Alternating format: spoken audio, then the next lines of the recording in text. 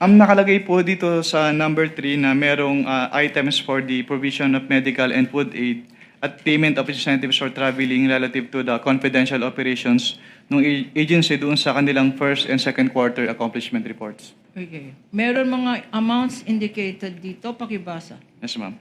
For the accomplishment report for the period February 6 to March 29, 2023, Magkano ito? sa provision of medical and food aid po, ang nagastos nila ay 42 million pesos.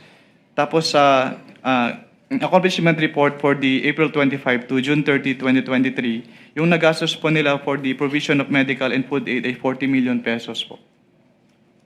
So, ang total nito, Mr. Witness, para sa period na to ay 42 million plus 40 million. Yes, ma'am. 82 million, Mr. Witness. Based on their submission po, yes, ma'am. Okay, and 82. based on their submissions, did they also attach to their submissions any documents showing or proving payments for medical supplies or food supplies? Wala po. Again, meron pang ibang figures dito, pakibasa, and what are they for? Yung isa naman po, yung February 6 to March 29 period, 10 million po yung binayad for the payment of incentives or traveling relative to the confidential operations. At for the period naman po na April 25 to June 30, 2023, may binayad po na another 10 million for the payment of incentives or traveling relative to the confidential operations. Okay. So sa binasa mo, ang total nito ay 20 million. Yes, ma'am. At itong 20 million ba, may kasamang mga resibo or attachments para patunayan na nagastos tong 20 million para sa travel? Based on their submissions po, wala pong inattach si OBP. Okay. And sa last sentence, ano itong amount na 20 million pesos? Ayan po yung total po nung kanilang payment of incentives or traveling relative to the confidential operations for the first and second quarter po. Okay. Ngayon, meron kang conclusion sa last paragraph. Can you read it?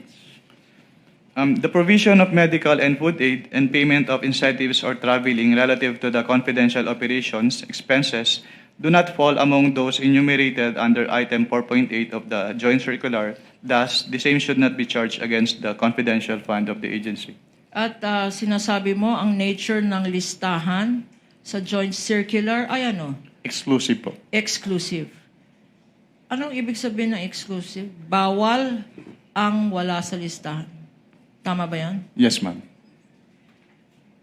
Another box item is paragraph number 4. Please refer to your notes as shown on the screen. Anong significance, if any, nitong finding mo sa AOM? Under number 4 po, hindi po naka-indicate sa kanilang physical and financial plan yung specific confidential activities na kanilang paggagamitan po ng kanilang pondo in violation of the item 4.2 of the joint circular. Okay. Itong physical and financial plan, identified to at stipulated document ito, tama? Yes, ma'am. Okay. Ngayon, ano ba dapat pag tinitignan ng isang physical and financial plan? Ano ba ang hinahanap dyan? Tinitingnan ko Kasama na... ba dyan? Sakop ba niyan ang Christmas party? Paulit po ng tanong. Kasama ba sa physical and financial plan ang Christmas party?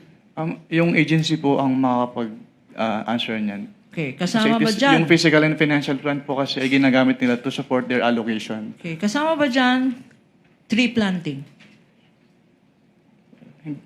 It is outside po my authority to answer that since agency lang po ang makakasagot niyan. Okay, kasama ba dyan ang magbibigay ka ng awards? Okay. In the nature of your definition of confidential funds, are these activities considered confidential activities? As an answered, Your Honors, it is beyond the witness authority to If he determine. knows, Your Honor. If he knows. He's competent. He's a competent witness. He's the one who personally evaluated, and he's also Witness a may lawyer. answer if he knows, Mr. Wamel. You may answer if you know. If I am to relate po yung sinabi nyo dun sa item 4.8 of the joint circular, hindi po kasama yung mga binanggit nyo dun sa allowable expenses po ng confidential fund. Thank you, Mr. Witness. Punta naman tayo sa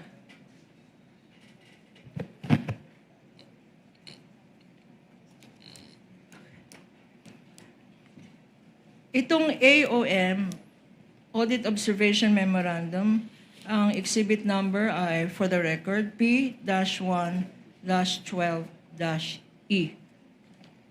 Mr. Counsel, for the respondent, this is a common exhibit. Already stipulated and the counterpart exhibit marking by the respondent was already given for the record.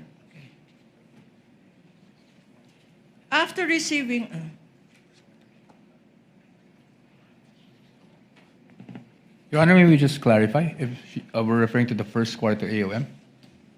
She's referring to The the first and second. respondent's D-1-105-OVP. Thank you, Your Honor. Your Honor, for clarity's sake, the first and second quarters are covered by only one audit observation memorandum, which this witness just testified on.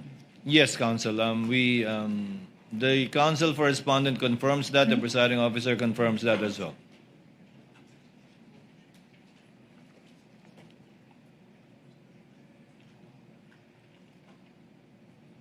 What other liquidation documents, Mr. Witness, were submitted to you for the Office of the Vice President? We now go to the third quarter. No.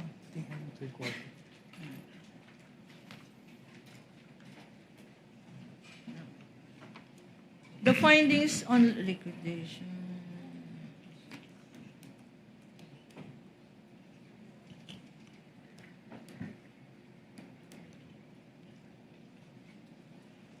Mr. Witness, what were your findings?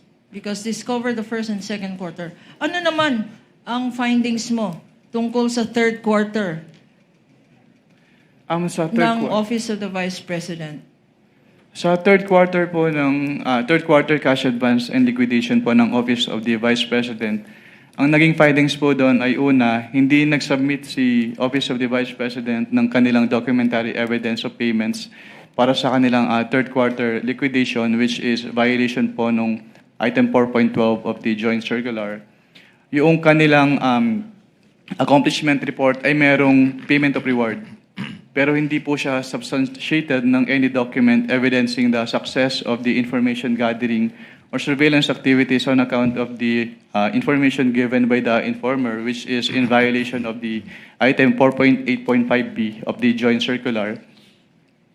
At pangatlo po, Your Honor, may I be allowed po to refer to the AOM for the complete With the permission of the presiding enumeration po officer. of the findings. May the witness refer to his notes Counsel, to Your Honor. refresh his memory. May we just clarify on this matter, just a brief, because Yes, what yesterday- is the comment of counsel for Yesterday, respondent? I remember that the witness was only in ICFAO until February 2024. Is that correct? May we check the record if that is correct?